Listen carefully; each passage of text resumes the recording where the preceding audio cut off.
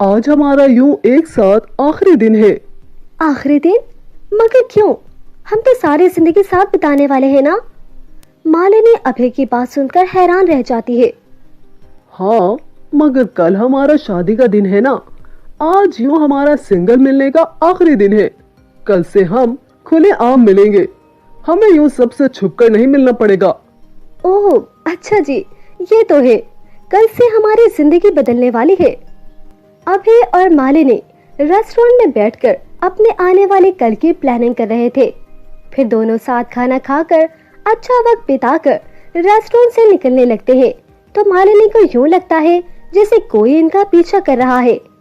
मालिनी पीछे मुड़कर देखती है तो वहाँ एक छोटी सी बच्ची हाथों में फूल लिए खड़ी थी।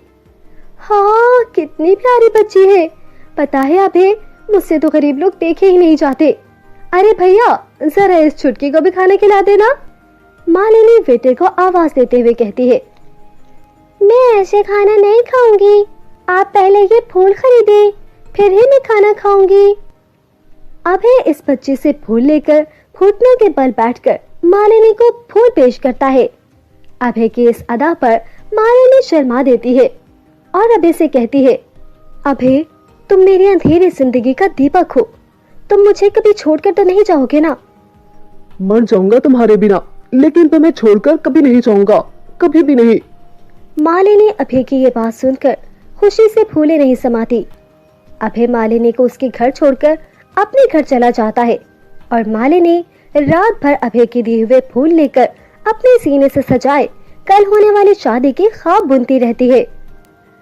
अगला दिन होता है। मंडप खूब सजा होता है। मालिनी दुल्हन बनी मंडप में आती है और दूल्हा अभय सामने के दरवाजे से आता है।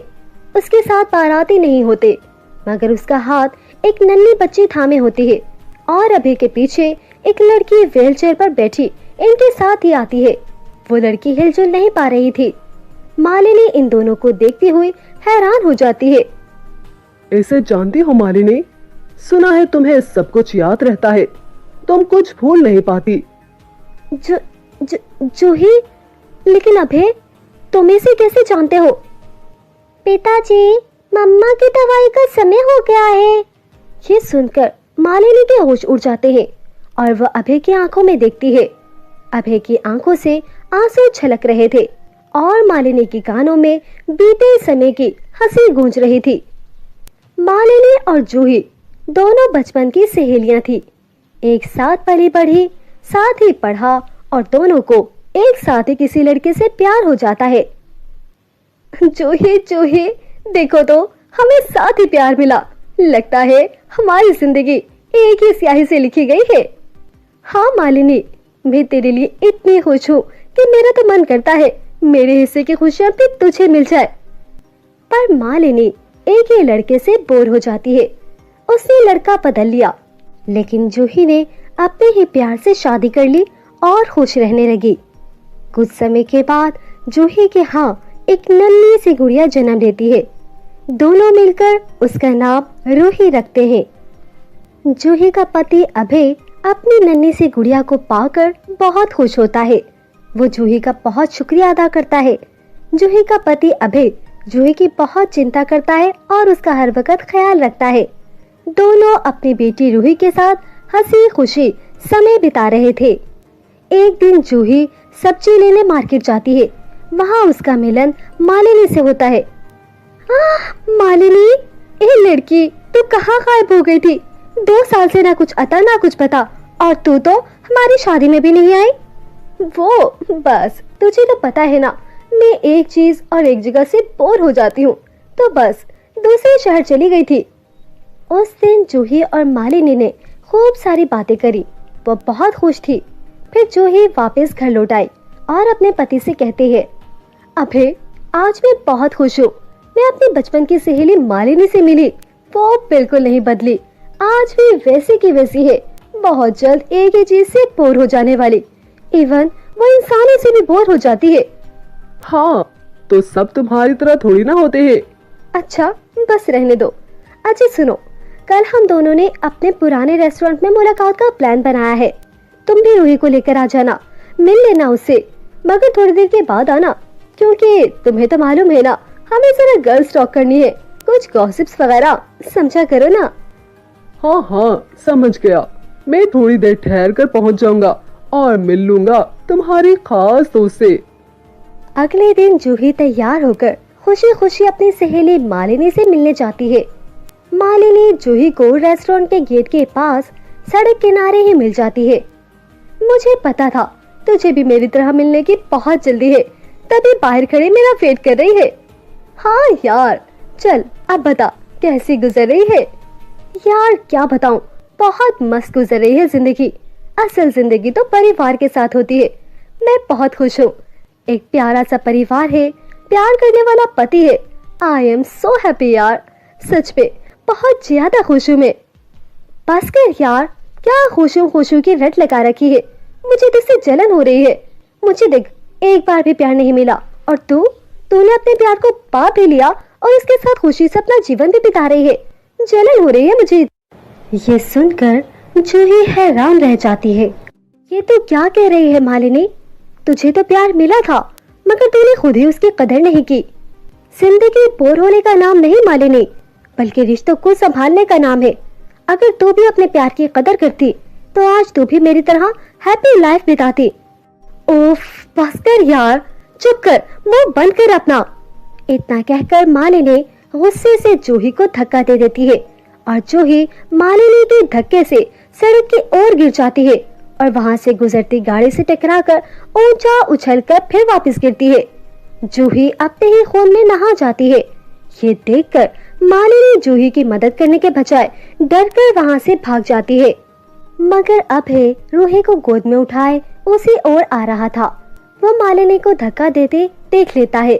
हाँ, मेरे जूही, ये क्या हो गया जूही? आंखें खोलो प्लीज जूही, मुझे छोड़कर मत जाओ जूही। फिर रोते रोते अभय जूही को हॉस्पिटल पहुंचा देता है। मालिनी जो कि बीता समय सोच रही थी, अभय की आवाज सुनकर वापस होश की दुनिया में आ जाती है, जहां मालिनी दुल्हन बने मंडप में खड़ी होती है और अभय कहता है, फिर मैंने ठान ली कि तुम्हें रिश्तों की कदर नहीं। बोर हो जाती हो ना, तो फिर मैं तुम्हें रिश्ते की डोर में बांधकर ही अपना बदला लूंगा। पता है सबसे बड़ा झूठ मैं तुमसे क्या कहता था? यही कि मुझे तुमसे प्यार है, तुम बहुत अच्छी हो, मुझे तुम्हारी सादगी पसंद है। नहीं, मैं सब कुछ तुमसे झूठ बोलता था। तुम इस काबिल ही नहीं। नहीं अभी नहीं, ऐसा मत कहो। वो सब मेरी नादानी थी। नादानी? तुम उसे नादानी कह रही हो? 3 साल से मेरी जूही व्हील चेयर पर बैठी है, हिलजुल भी नहीं सकती।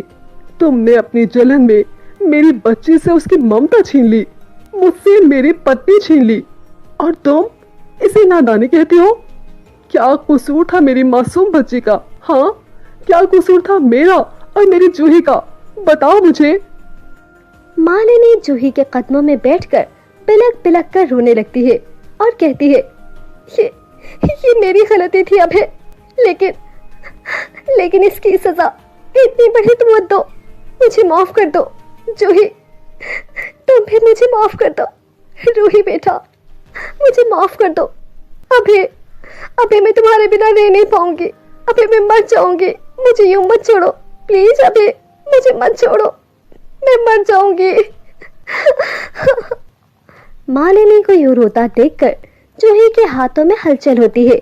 वो आहिस्ता आहिस्ता मालिनी के सर पर हाथ फेरती है और बस इतना कह पाती है, मेरी दोस्त। ये देखकर मालिनी और शर्मिंदा हो जाती है। मालिनी रोती बिलखती अभय की मिन्नतें करती है कि अभय प्लीज मुझे छोड़कर मत जाओ, मुझे यूं तन्हा मत छोड़ो। मगर अभय पर मालिनी का यूं रोना और इसका गिड़गिड़ाना बिल्कुल असर नहीं करता। वो अपनी बेटी रूही को गोद में उठाकर जूही की व्हीलचेयर घसीटकर मालिनी को यूं ही रोता बिलखता छोड़कर अपनी खुद की दुनिया में वापस चला जाता है और मालिनी यूं ही रोती हुई मंडप में अकेली रह जाती है। इस तरह अभय मालिनी का बिना कुछ बिगाड़े ही जूही का इंतकाम ले लेता है और मालिनी के लिए ये जिंदगी का एक भयानक तजुर्बा था। इसके बाद शायद वो कभी रिश्तों की बेकदरी न कर पाए। मज़ेदार कहानियाँ देखने के लिए हमारे चैनल को लाइक करें और हाँ, शेयर करना मत भूलें। हाँ हाँ, देखते रहें story hub corner. Bye bye, Tata.